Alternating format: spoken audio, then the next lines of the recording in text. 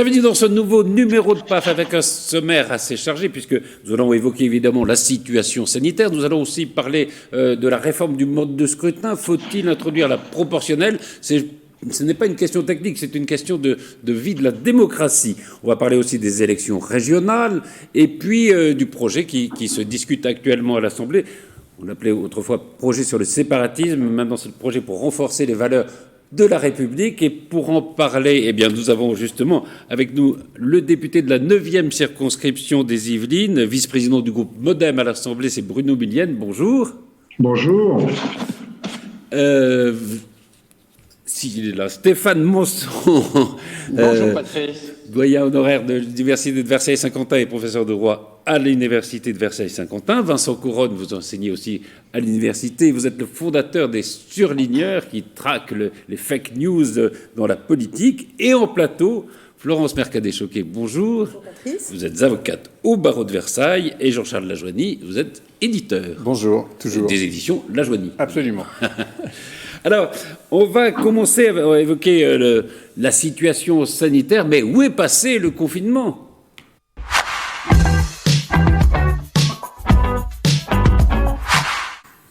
Alors c'est vrai qu'on l'avait annoncé partout, même des ministres disaient qu'il serait serré. Jusqu'à vendredi, toutes les chaînes disaient voilà, on se prépare au confinement. Le Premier ministre, je crois même, l'avait lui-même plus ou moins annoncé. Et puis le chef de l'État, semble-t-il, Emmanuel Macron, a pris la responsabilité de changer de solution et finalement d'éviter le confinement.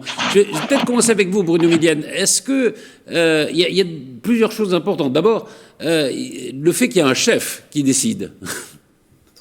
Écoutez, d'abord, je vais revenir sur, parce qu'on parle de confinement très serré, je vais revenir 2 secondes sur la déclaration de Gabriel Attal, puisque c'est parti de là. Il avait bien dit, on peut aller d'un couvre-feu plus serré jusqu'à un confinement très serré. Il n'avait pas dit que c'était le confinement très serré qui prévalait. C'était une des hypothèses. Après, je pense que le président de la République, oui, il a redonné finalement le poids aux politiques par rapport aux sanitaires.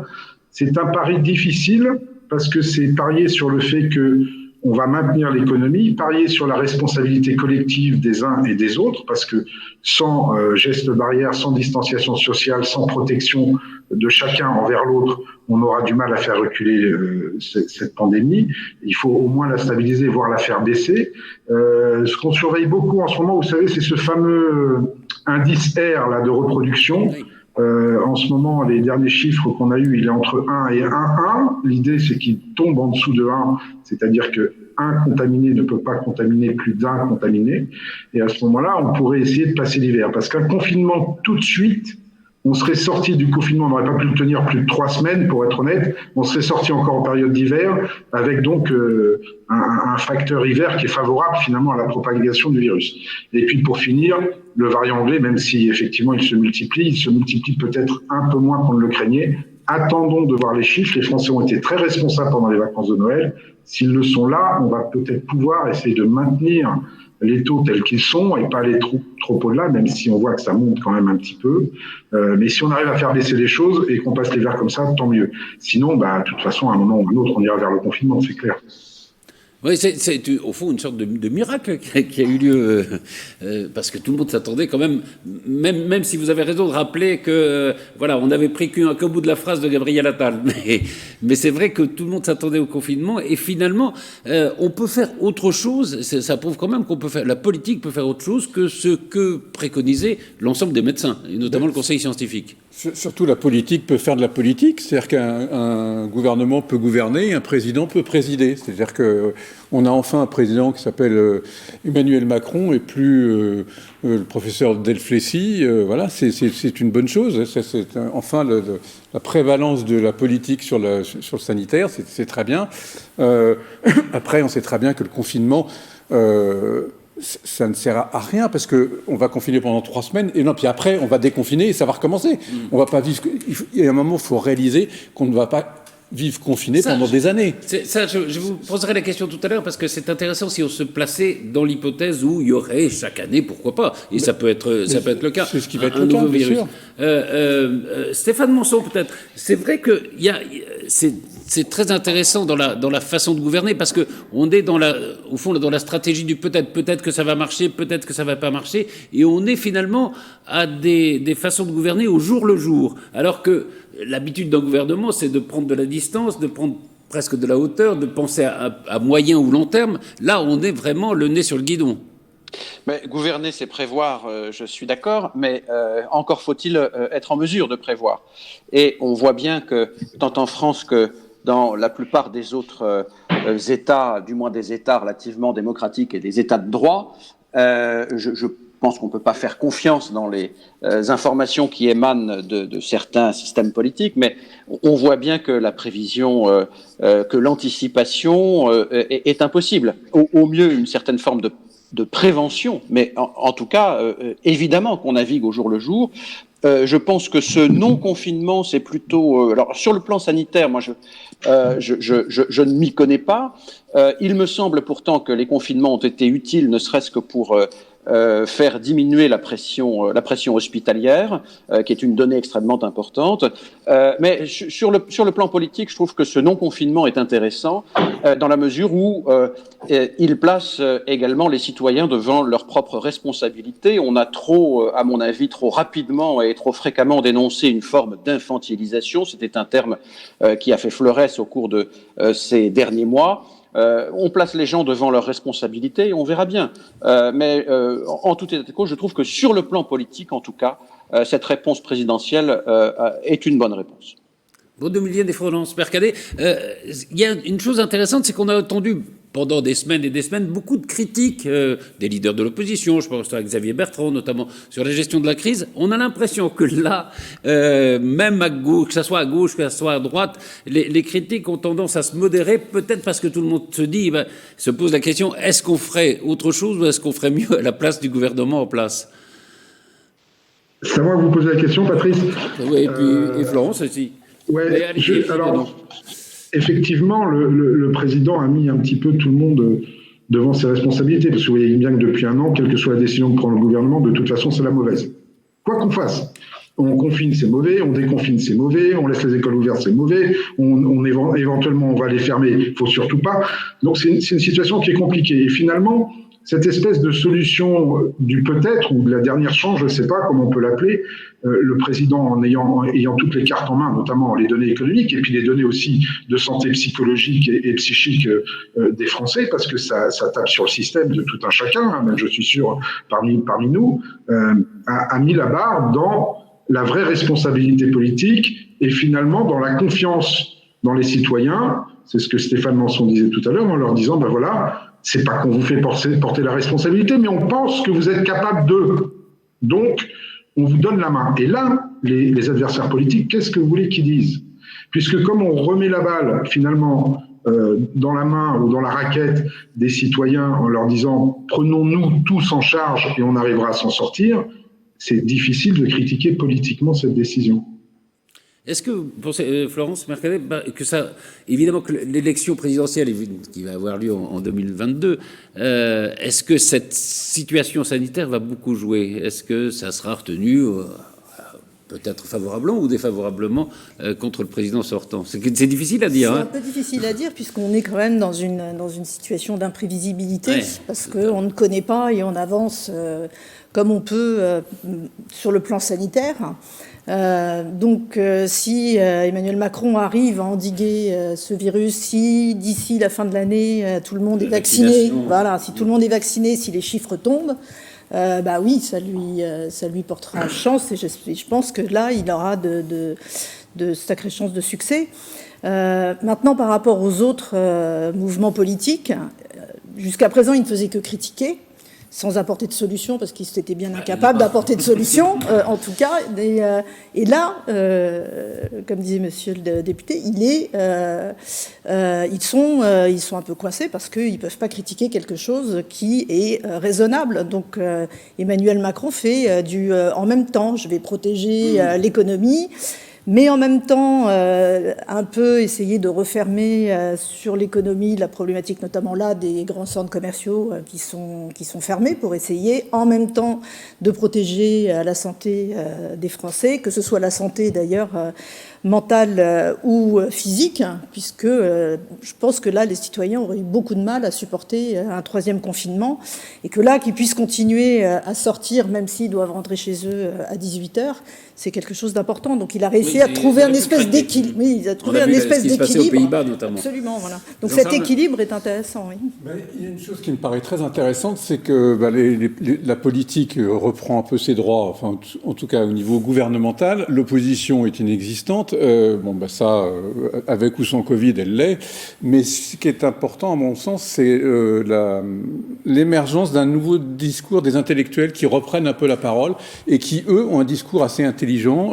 Quelques-uns qui se disent effectivement que la santé, c'est bien, mais que la liberté, c'est pas mal aussi, qu'on devrait s'y attacher un petit peu plus, qui prennent la parole, qui écrivent des bouquins, qui prennent la position dans des tribunes, dans la presse écrite, parce que bien évidemment, il ne faut pas attendre sur les grands médias, radio ou télévision, des propos dissonants, puisque tout ça a été évacué, mais dans la presse écrite, on a encore la chance de pouvoir trouver des intellectuels qui prennent la parole, et on peut être d'accord ou pas d'accord, mais au moins ils s'expriment, et c'est les derniers endroits de liberté, ça me semble être la presse écrite. Donc c'est important, et puis que les intellectuels arrivent à reprendre un peu la main, c'est plutôt bien, plutôt que des opposants qui n'en sont pas et qui sont terrorisés à l'idée d'un éventuel procès après, enfin, je ne sais pas. Enfin, mais c'est vrai peut-être qu'on tirera un peu les conclusions de cette crise à un moment, et il y a eu un élan d'humanisme, c'est-à-dire que voilà, on protège quand même les plus fragiles, oui. Et en même temps un accroissement du politiquement correct au cours de cette crise qui est assez étonnant. Vincent Couronne, il y a aussi un autre problème qui est celui de la vaccination. Il y a eu des critiques sur la gestion par la Commission européenne, puisque c'est elle qui a pris en charge la vaccination, enfin l'achat des vaccins en Europe, et des critiques sur les procédures qui ont été utilisées par Madame von der Leyen. Oui, effectivement, Patrice, la présidente de la Commission européenne avait insisté pour que les vaccins soient achetés par la Commission européenne au niveau de l'Union européenne et ensuite distribués de manière égalitaire entre tous les États membres. Je pense que c'était une bonne chose. Le problème, c'est qu'à mon avis, là, Ursula von der Leyen s'est fait prendre à son propre piège parce qu'elle avait promis des vaccins à des prix imbattables, hein, pas cher du tout, que tout le monde serait fourni en temps et en heure. Et sauf qu'en fait, elle n'a pas pu avoir, avec des prix très bas, elle n'a pas pu avoir les livraisons en temps et en heure comme elle avait promis. Et là, on a vu notamment le laboratoire britannique AstraZeneca qui a dit écoutez, moi j'ai un problème sur un site de production en Europe, donc du coup, vous serez livrés. Je vous avais promis 100 millions de vaccins au premier trimestre. Et en fait, vous n'en aurez que 30 millions. Et encore, ils vont arriver en retard.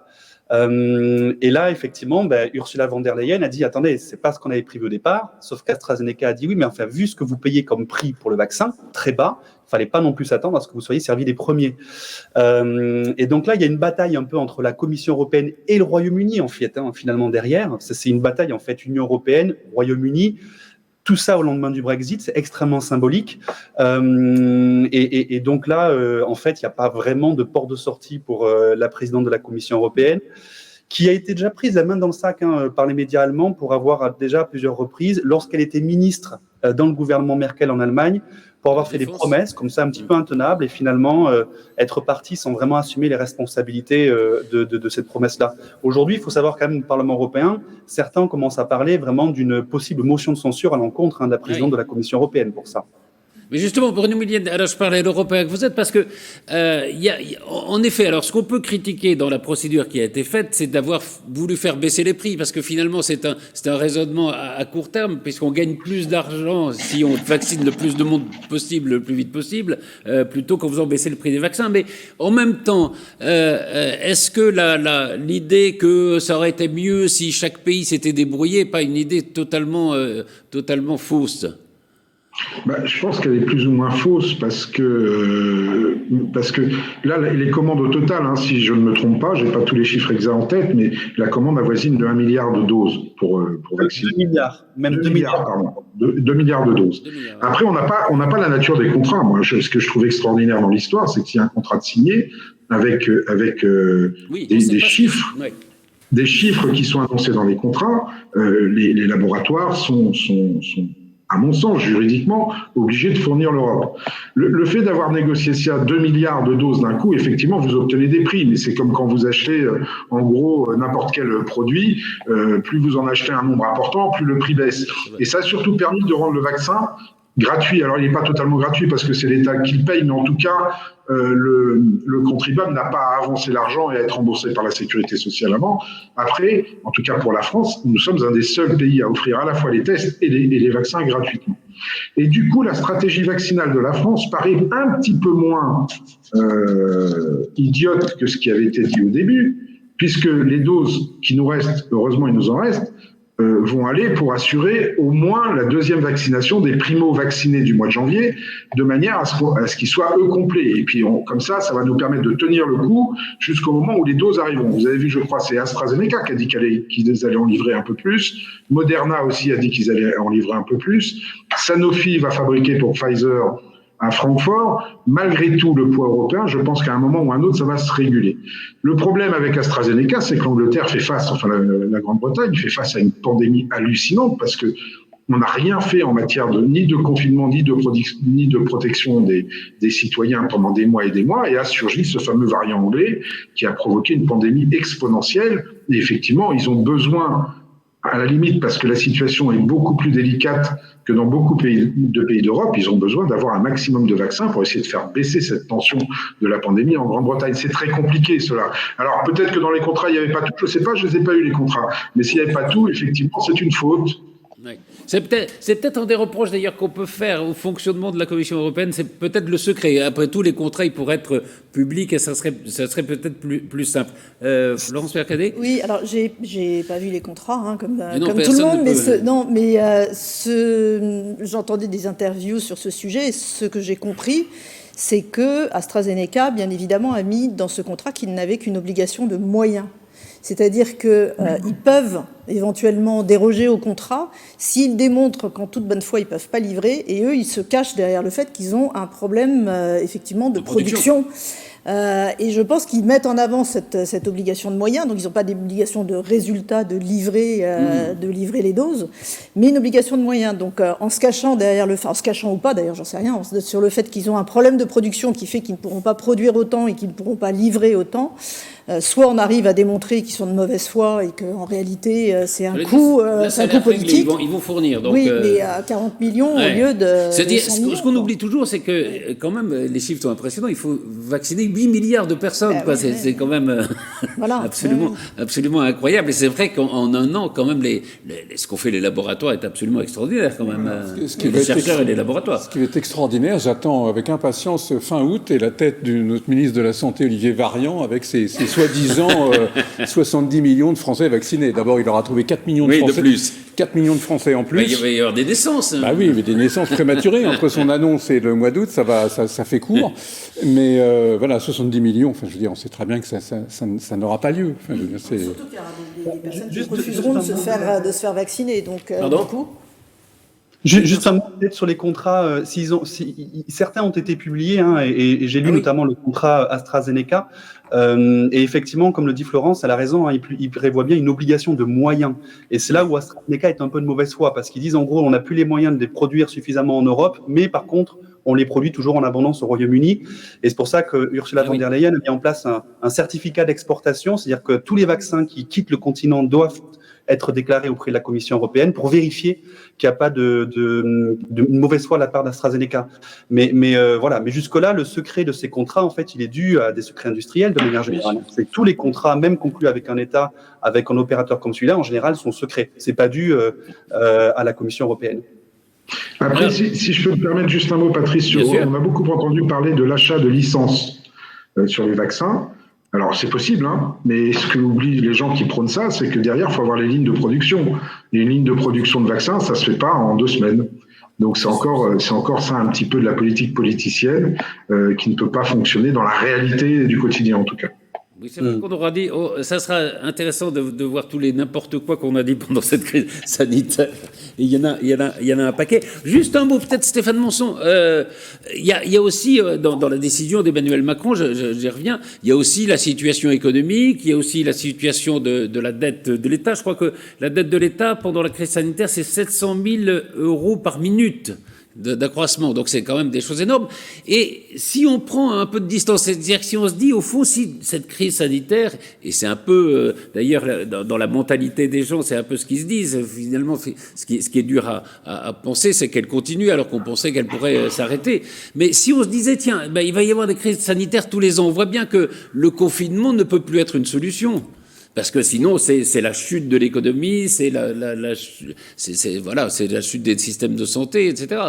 Stéphane Monson, pardon. Oui. C'est la chute de l'être humain surtout. Enfin, je veux dire, au-delà de l'économie, je veux dire, on ne peut pas vivre confiné. On n'est pas des rats, on n'est pas des animaux de laboratoire. Il est hors de question qu'on supporte un confinement comme ça régulier. Ça serait une perte de 30% par an. Enfin, ça serait énorme. Et économiquement, c'est probablement beaucoup plus gérable qu'humainement. Parce que économiquement, bah effectivement, bon, visiblement, l'accroissement des dettes. À un moment, la théorie du quoi qu'il en soit, quoi qu'il en coûte, elle va avoir ses limites. Tout le monde s'endette en Europe de la même façon. On emprunte en ce moment de l'argent à 50 ans. À 50 ans de trucs. Donc voilà, c'est pas si grave que ça, la dette. Je veux dire, si la croissance repart, donc.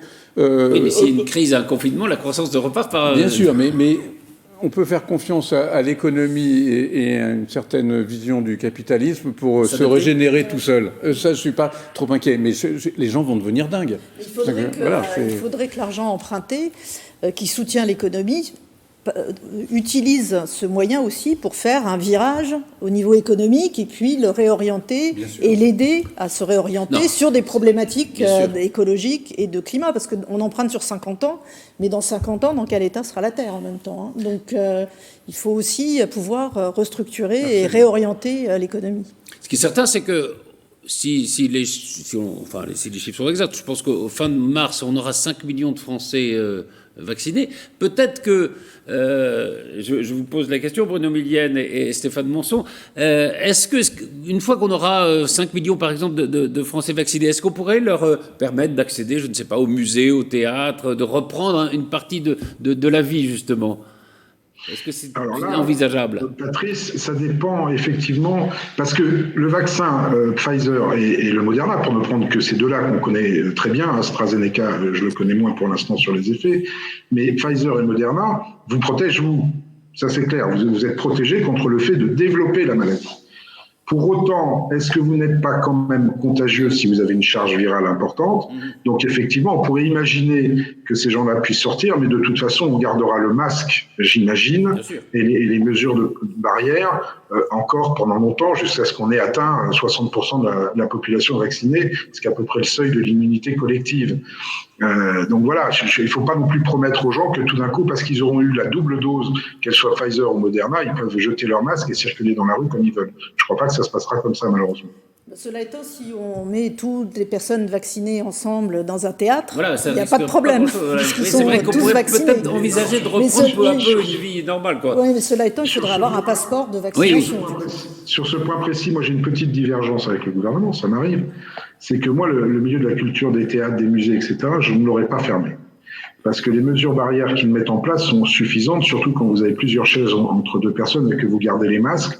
Moi, j'aurais rouvert ces secteurs-là. Alors, peut-être qu'ils ont des chiffres qui contredisent totalement ce que je dis moi, mais en tout cas, c'est pas la même chose d'aller au théâtre que d'aller au restaurant. Le masque, vous le gardez sur le nez, il y a une distanciation qui est respectée, et je trouve un petit peu dommage qu'on les maintienne un petit peu sous cloche. Stéphane Monson, en conclusion de ce chapitre sur la situation sanitaire.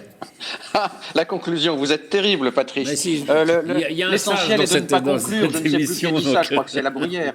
Donc il n'y a pas de conclusion. On navigue à vue, chacun fait ce qu'il peut, la démocratie n'est pas autant niée ou mise sous cloche que on veut bien le dire ça et là. L'état de droit continue à fonctionner au regard de contraintes qui étaient à la fois imprévisibles et qui sont des contraintes extrêmement fortes. Donc pas de conclusion pour l'instant, nous verrons bien. Je crois qu'hélas, on ne peut rien dire de mieux.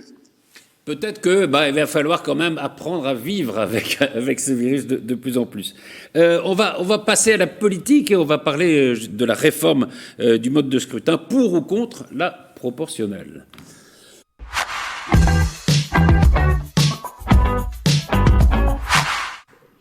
Je vous propose, on va voir une petite intervention de quelqu'un que vous connaissez bien, Bruno Millienne, c'est Jean-Baptiste Amonique, qui est le maire de Villepreux, qui dirige le Modem, je crois, dans le département, et qui, au micro de Wilfried Ricci, situe justement l'importance de ce débat.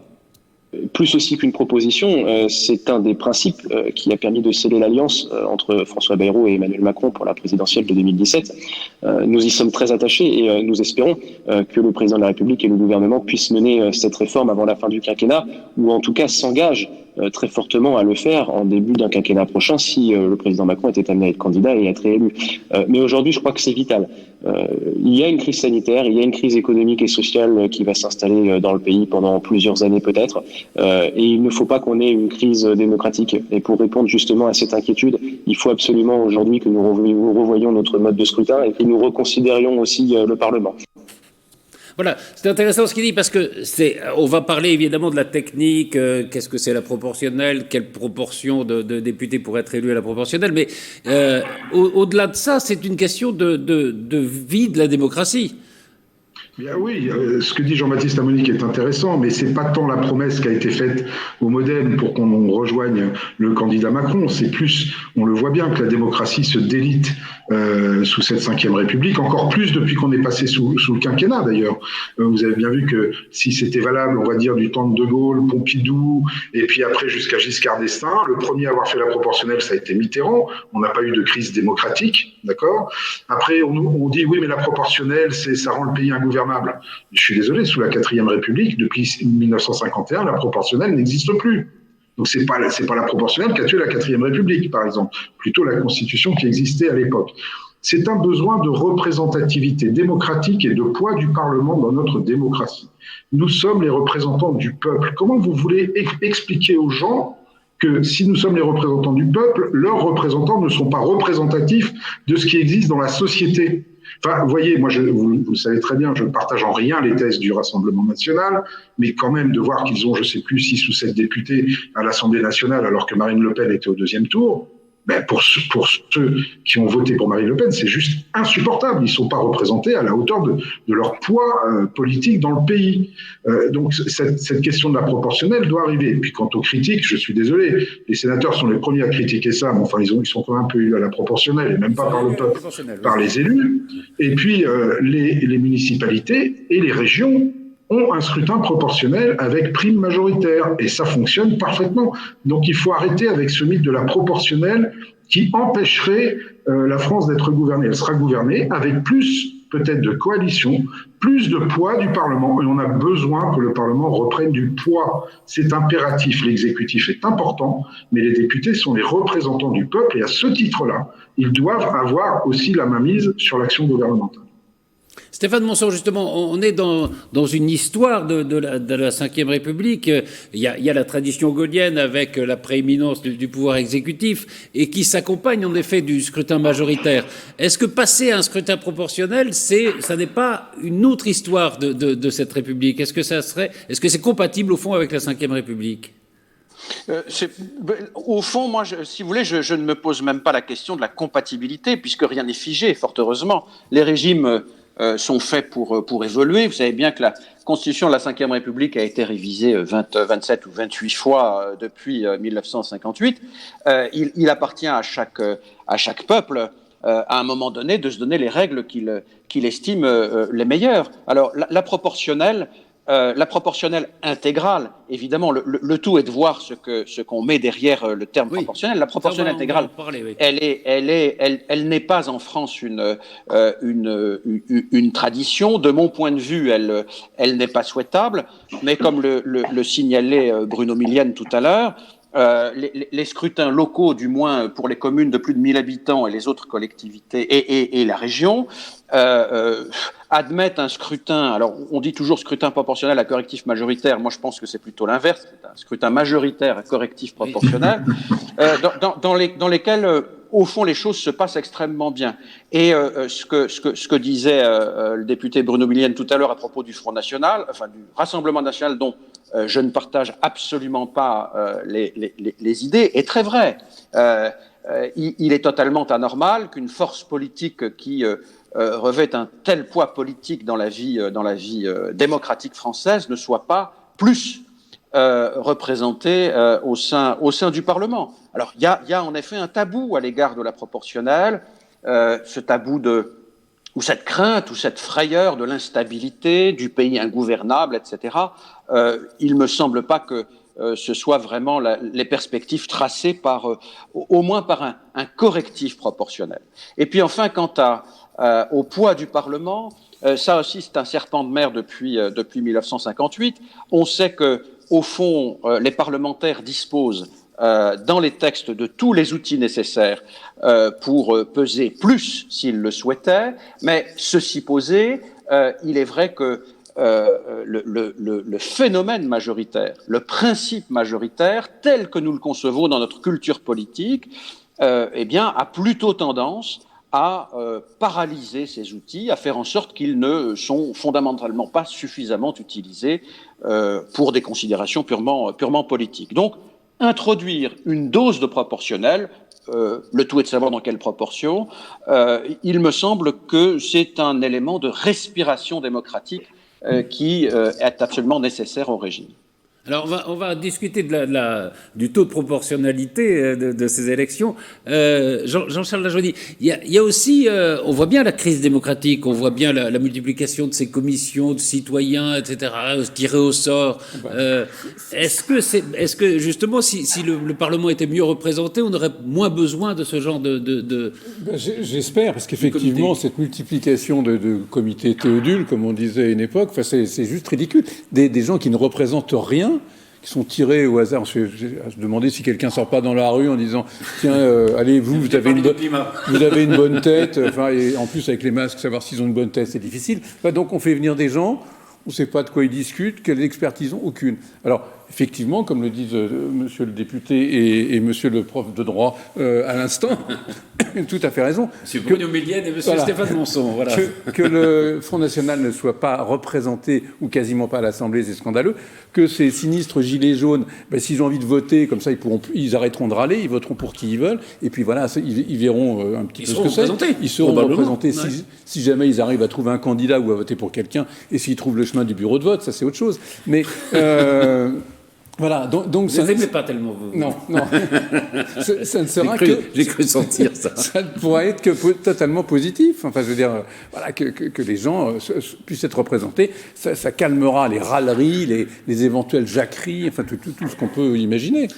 Vincent Courreau, je vais vous interroger sur justement la dose de proportionnel qu'on pourrait introduire. Mais Bruno Millienne, je reviens à ce que disait Stéphane Monson, c'est-à-dire que, et vous le vivez vous au quotidien, il y a un parti majoritaire qui est la République En Marche à l'Assemblée.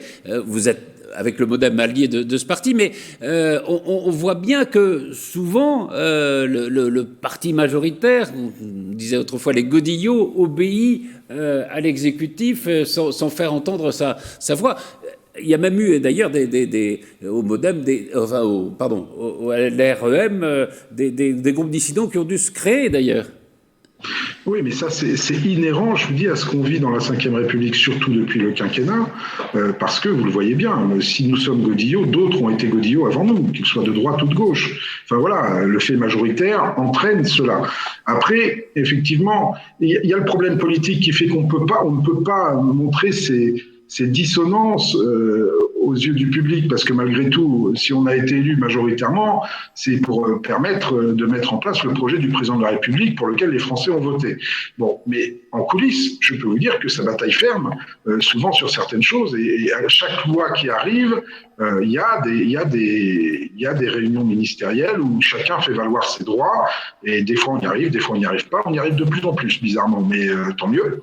Voilà, mais c'est comme ça que ça se passe. Mais pour moi, c'est pas suffisamment clair. Enfin, on aurait un parlement, beaucoup plus représentatif de la population. Ces débats auraient lieu dans l'enceinte de l'hémicycle. Ils seraient certes animés, mais avec là de vraies propositions et pas seulement des propositions de pure politique politicienne. Le débat serait intéressant, enrichi par les avis des uns et des autres, et on pourrait aboutir peut-être, je ne dis pas que les lois sont mal faites, mais on pourrait aboutir à quelque chose de plus intéressant que, en tout cas, ce que je vis depuis le début de cette législature, sans pour autant jeter le bébé avec l'eau du bain. Hein. Je suis ravi, moi j'apprends tous les jours, c'est un bonheur. Mais c'est vrai que, oui, la proportionnelle obligerait à avoir des majorités sur certains textes, de la négociation, voilà, ce qu'on ne fait pas aujourd'hui. Vincent Couronne, justement, alors, sur la dose de proportionnelle, je crois que François Bayrou parle d'une proportionnelle intégrale avec un seuil de 5%, proportionnelle départementale et intégrale avec un seuil de 5%. Vous êtes plutôt favorable à une proportionnelle intégrale comme celle-là ou une dose de proportionnelle comme Stéphane Manson, par exemple ? En fait, je trouve que la réflexion sur la proportionnelle, elle doit avoir lieu dans le cadre d'une réflexion globale sur le fonctionnement des institutions. En France, typiquement, je pense que le peu de considération qu'on a pour le Parlement et pour la représentativité qu'il a, c'est-à-dire le scrutin majoritaire, déforme forcément la représentativité du Parlement. En fait, elle s'explique essentiellement par le poids écrasant de la présidentielle qui est considérée comme le seul thermomètre de la volonté générale. Donc, à partir du moment où on a une élection présidentielle qui a ce poids-là, il me semble qu'un débat sur la proportionnelle, il est forcément biaisé. Maintenant, moi, je suis, plutôt favorable de manière générale à la proportionnelle, ne serait-ce que parce qu'en Europe, partout ailleurs, il y a de la proportionnelle. Après... Ailleurs en Europe, il y a proportionnel et proportionnel. Il y a peut-être autant de systèmes à la proportionnelle qu'il y a d'États membres dans l'Union européenne, c'est-à-dire 27. Alors, moins 1, parce qu'à la France, c'est un scrutin majoritaire. Mais il y en a partout. On a des systèmes mixtes comme en Allemagne, comme aujourd'hui en Italie, où auparavant on avait une proportionnelle intégrale, et il y a une loi en 2017 qui a réformé pour mettre en place un système mixte, où on fait à la fois la proportionnelle et du majoritaire, c'est-à-dire qu'un électeur, il vote 2 fois. Et ça fonctionne très bien. On ne peut pas dire que l'Allemagne est particulièrement instable politiquement. En réalité, la question de la stabilité du régime, de la vitalité du débat, etc., ça n'est pas qu'une question de proportionnel, c'est vraiment une question d'équilibre entre les institutions. Et c'est pour ça que moi, en France, je suis d'accord pour qu'on mette en place de la proportionnelle, mais réfléchissons aussi au poids du président de la République et aux moyens du Parlement aussi pour pouvoir contrôler l'exécutif. C'est vrai que les régimes proportionnels vont plutôt avec des régimes parlementaires. Et quand vous parlez de l'Allemagne, c'est vrai qu'il y a une stabilité, mais combien de temps on met avant de constituer un gouvernement ? On met 1 mois à peu près pour que tout le monde soit d'accord sur le programme. Mais ça n'a rien à voir. Enfin, ça n'a rien à voir. S'il y a un lien. Mais regardez, aux États-Unis, ils élisent le président de la République et il n'entre en fonction que 3 mois plus tard. C'est pas grave, cher Sahar. Et pourtant, aux États-Unis, c'est un régime purement présidentiel, avec un scrutin majoritaire à 1 tour. Je veux dire, c'est pas un souci. Et le fait, justement, qu'en Allemagne ou en Italie, alors en Belgique, ça prend un peu plus de temps, mais pour des raisons plus de conflits régionaux, etc., que de système proportionnel, ça prend du temps, mais parce que pendant ce temps-là, qu'est-ce qu'on fait ? Eh bien, on construit une coalition, on construit un programme de gouvernement. C'est exactement ce qui se passe au niveau du Parlement européen avec la Commission européenne. Qu'est-ce qui s'est passé en 2019 ? On a eu les élections européennes, pas de majorité absolue au Parlement européen, comme à chaque fois. Du coup, la Commission doit construire une coalition sur laquelle elle va construire un programme avec un accord de gouvernement. Et c'est ce programme qui est mis en œuvre pour les 5 années qui viennent. Et finalement, on se retrouve avec une majorité parlementaire qui fait des compromis pour mettre en œuvre tout un tas de promesses électorales, etc. Et elles ont intérêt à être retenues, ces promesses, parce que si elles ne le sont pas, eh bien la coalition vole en éclats. C'est une condition d'efficacité politique, en fait. Bruno Millienne, alors, un éclairage sur les propositions du MoDem. Ça serait quelle dose de proportionnelle, et est-ce qu'il faut une proportionnelle départementale pour que les gens connaissent leurs députés? Alors, sur la question de la proportionnelle départementale, je suis plutôt pour, parce qu'il y a aussi un autre reproche qu'on fait à la proportionnelle, c'est l'éloignement du député des citoyens. Bon, d'abord, ça, c'est aussi un mythe total, parce que c'est l'organisation même de l'élu qui fait qu'il est proche ou pas de ses citoyens. Enfin, il peut être élu à la proportionnelle et être proche de ses citoyens, ça ne pose aucun problème. Il a lui, à s'organiser, ça c'est autre chose. À travailler plus peut-être, il travaille déjà pas mal, mais à travailler plus peut-être, ça c'est la première chose. Sur la dose, nous on est parti sur une dose à 5%, mais au-delà de ça, moi, je pense que c'est au Parlement français de décider la dose de proportionnelle, de décider la façon dont on pourrait mettre la proportionnelle en France. J'imaginerais assez bien une proposition de loi lors de la semaine de l'Assemblée nationale qui ouvre le débat à tous les partis politiques représentés à l'Assemblée nationale pour essayer de trouver un consensus parlementaire, déjà, sur la dose de proportionnelle qu'on induit, si elle est départementale ou pas. Tout en sachant que nous, sur le côté départemental, on restera excessivement vigilant parce qu'on ne veut pas perdre effectivement ce lien avec le citoyen. Si vous deviez être consulté par... Alors, non, j'ai quand même une question. Si jamais la réforme n'a pas lieu, c'est un casus belli entre le MoDem et la République En Marche et Emmanuel Macron, pour dire les choses?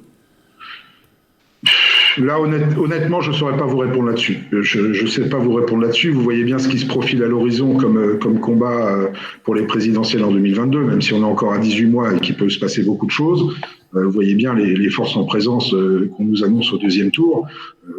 Honnêtement, pour ma part, mais je ne suis pas le MoDem, pour ma part, je ne vois pas comment je pourrais ne pas continuer à soutenir le président Macron pour 2022. Moi, voilà. Donc, la réforme pourrait avoir lieu éventuellement plus tard aussi. Là, je préfère qu'elle ait lieu avant parce que ça donnera un coup de jeune justement au Parlement juste après les élections présidentielles de 2022 et enfin on partirait sur un régime très représentatif. On en a besoin. Regardez le taux d'abstention. Enfin, c'est pas un hasard. Absolument. Les gens ne se détournent pas de la politique simplement parce qu'ils croient que les promesses ne sont pas tenues. Ils se détournent de la politique aussi parce qu'ils ne se sentent pas représentés.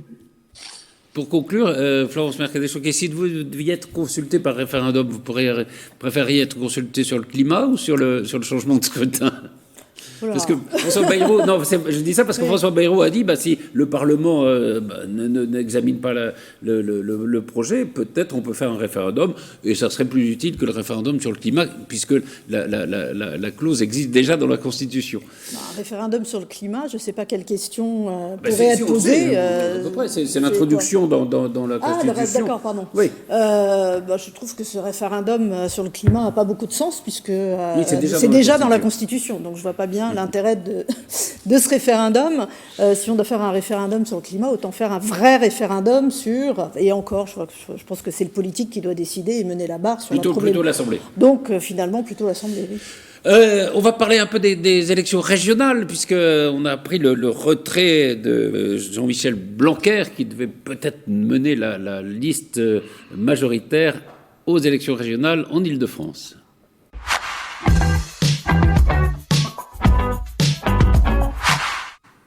En un mot, qu'un ministre renonce à se prononcer, à se présenter à une élection comme celle-là, après ce qui s'était passé pour Madame Buzyn, vous pensez que c'est plutôt une bonne chose ou qu'il vaut mieux se consacrer à son rôle de ministre? Je pense qu'en ce moment, oui, il est quand même beaucoup plus sain que le ministre de l'Éducation nationale s'occupe de ses enseignants et de ses élèves plutôt que de s'occuper d'une élection. Voilà. Vous êtes d'accord? Ça paraît clair et net, quoi. Je suis d'accord, surtout aujourd'hui où il est en plein dans un dossier quand même très difficile avec la crise sanitaire et où il le gère depuis le début. Puis de toute façon, il ne voulait pas y aller.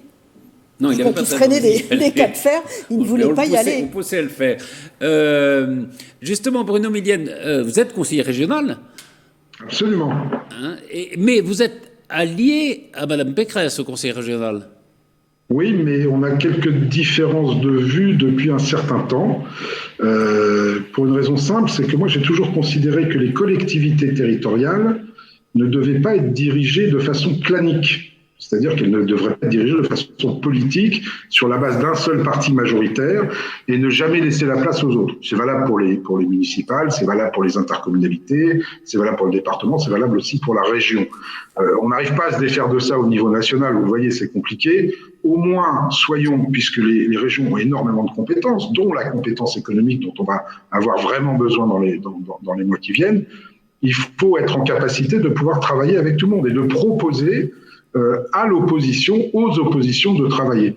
On le voit, mais c'est un réflexe quasi humain, je voudrais dire, c'est même pas, je vais pas employer le terme de politique politicienne, mais ce clanisme existe, ces espèces de baronnies régionales existent, et moi j'ai commencé à me détacher franchement de cette majorité régionale dès l'instant où on est rentré dans le clientélisme sanitaire, que ce soit par la distribution des masques bien orchestrés avec une communication que j'ai trouvée outrancière, en oubliant de préciser quand même que c'était l'État qui payait 50% des masques de la région, et puis ça continue avec quelques actions, et ça je ne supporte pas. Je suis désolé, je ne le supporte pas. Donc oui, à une aventure régionale avec nos amis de la République En Marche et d'agir sur des listes majorité présidentielle, mais en amenant aux citoyens une autre gouvernance que celle qu'on a connue jusqu'à maintenant. Avec Jean-Noël Barrot comme tête de liste, il a l'air de vouloir le faire. C'est votre collègue à l'Assemblée et c'est votre collègue du MoDem aussi. Je vais vous dire, peu importe la tête de liste. Enfin, on va être honnête. On n'a plus de tête de liste de renommée nationale puisque Jean-Michel Blanquer a jeté l'éponge. Donc on est tous, que ce soit Laurent Saint-Martin, que ce soit Jean-Noël Barrot ou n'importe qui, ça pourrait être moi, ça pourrait être Nathalie Elimas, on est tous de simples députés, on va être honnête, on n'a pas le poids politique ou l'aura politique d'une Valérie Pécresse, donc peu importe la tête de liste, ce qu'il faut c'est ancrer un nouveau message, une nouvelle gouvernance dans la région Île-de-France qui soit beaucoup plus proche des citoyens. Voilà, c'est juste ça. Alors après, on déclinera ça évidemment thème par thème. Moi, je pense que, ma vision à moi, elle est assez simple. Sur tous les problèmes du quotidien des Franciliens, si jamais on gagne, il faudrait faire un audit indépendant sur tous ces points qui gèrent le quotidien des Franciliens. Et sur tous ces points, eh bien, ce qui ne marche pas, on doit s'attaquer d'abord à ça. D'abord à ça, en préservant ce qui marche, mais d'abord à ce qui ne marche pas, de manière et rendre compte systématiquement de ce qu'on fait. Regardez un petit peu ce qui se passe, mais c'est pas que dans la région Île-de-France, c'est partout. Regardez un petit peu ce qui se passe entre les annonces qui sont faites quand vous faites un budget et la réalité des réalisations derrière. Vous avez qu'à prendre les rapports du Césaire, et ben vous voyez qu'il y a quand même une grande différence. Et quand on annonce des choses, le Césaire nous met toujours en garde sur les moyens dont on dispose pour le faire. Et en général, on annonce des choses, beaucoup plus de choses que ce dont on a les moyens pour les réaliser. Et c'est un peu ça le problème. Il faut arrêter de raconter des balivernes aux gens et il faut essayer de les aider et d'être au plus près des citoyens en toute équité. Un citoyen de la Seine-Saint-Denis ne vaut pas moins qu'un citoyen des Yvelines. En tout cas, vous dites qu'il y aura une candidature de la majorité présidentielle à ces élections régionales. On va passer à la loi que vous discutez actuellement au Parlement, c'est la loi qu'on appelait autrefois sur le séparatisme. Est-ce que cette loi atteint son but? C'est la question qu'on va se poser.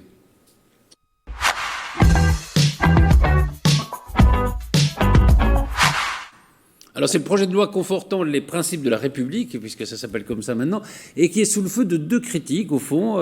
Il y a ceux qui regrettent que la priorité soit donnée à la sécurité et à l'identité, alors que le problème, disent-ils, est celui de réparer le pays. Et puis, ça c'est plutôt à gauche, et puis à droite, on reproche au projet de ne pas nommer le vrai sujet, c'est-à-dire l'islamisme. Je crois que c'est une évidence, là. C'est pas d'être de droite ou de gauche, mais c'est juste d'être clairvoyant, effectivement. Je veux dire, après ce discours qu'on a attendu pendant à peu près 3 ans du président Macron, le discours au bureau, qui était plutôt séduisant, mais depuis, il ne s'est rien passé. Rien. Et effectivement, on a gommé, enfin, a été gommé. Le terme islamisme, lutte contre les dérives de cette mouvance, comme si tout était passé. Alors le pauvre Samuel Paty, on l'oublie, on laisse des établissements voter contre le fait de donner le nom de... Il n'y aura pas son nom. Il n'y aura pas son nom. Il y avait un projet de nommer des rues Samuel Paty qui sont également interdits, enfin qui ne se font pas parce que les gens sont terrorisés ou se laissent terroriser, etc. Et là, le gouvernement est totalement absent. C'est-à-dire qu'on ne fait plus du tout référence à ça. Donc, c'est absolument tragique parce que ça va encore une fois accoucher d'une souris. Et puis après, il ne faudra pas s'étonner, et peut-être c'est le sujet suivant, que Marine Le Pen arrive à 48% des voix. Parce que là-dessus, je veux dire, elle n'a même pas besoin de s'exprimer. Je veux dire, il y a un ras-le-bol. Elle s'est exprimée, cela dit. Oui, non, mais enfin, elle est assez finaude en ce moment. Je veux dire... Oui, on peut appeler ça comme ça. Oui, si vous voulez. politiquement, elle n'a même pas besoin de s'exprimer. Je veux dire, l'islam terrorise les gens. J'ai posé une question inverse à Stéphane Monson. Alors, bon, il y a la théorie que développe Jean-Charles Lajoie-Dit. Est-ce qu'on ne pourrait pas développer une autre théorie, c'est-à-dire qu'au fond, une loi, c'est pas fait pour régler le problème du moment, c'est fait pour durer. Le Code civil, il est encore en activité, si je peux dire. La loi de 1905, on l'applique toujours.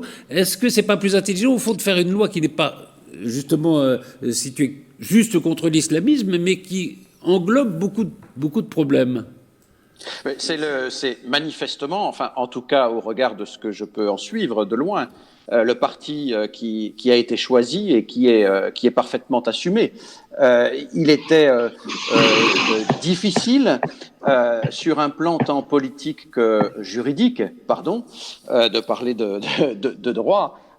Mais de cibler exclusivement l'islamisme politique. Et je crois que le texte, sous divers aspects, le texte qui est en discussion, en préparation, englobe cette question-là, mais en effet pas seulement. Et comme vous le dites, il est de la mission d'un législateur ou d'un pouvoir politique au sens très large du terme que de prévoir, on en parlait tout à l'heure, lorsque c'est possible, hein, et en tout cas aussi de prévenir.